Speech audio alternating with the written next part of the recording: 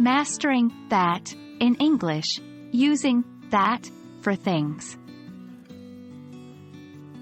Hello, language learners.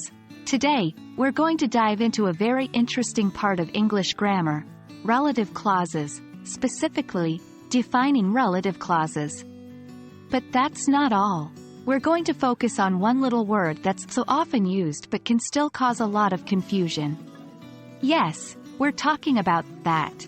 More specifically, we will explore how to use that for things. Before we start with examples, let's take a moment to understand what that does in a sentence. It's often used as a relative pronoun in defining relative clauses. In this role, that can refer to both people and things.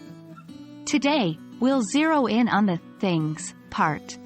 When we use that in defining relative clauses, it can replace which or who and helps give essential information about the thing we're talking about.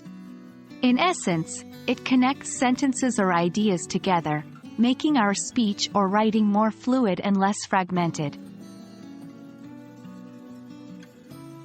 Now, let's get to the heart of the matter.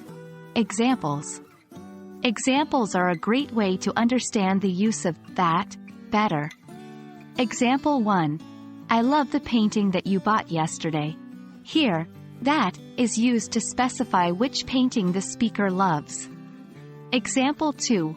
Do you see the book that is on the table? That is helping to identify which book is being talked about. Example 3. She's wearing the dress that she wore on her wedding day. That is specifying which dress she is wearing. In all of these examples, the word that is used to point out or define the thing, painting, book, dress, that we're talking about. It's also important to know when we shouldn't use that. We avoid using that after prepositions, like to, at, in, or after the verb be, when it is the object of the verb. Example: the book to which I was referring is on the table. Not, the book to that I was referring is on the table. Well, there you have it. We hope this video helped you understand the use of that for things in defining relative clauses.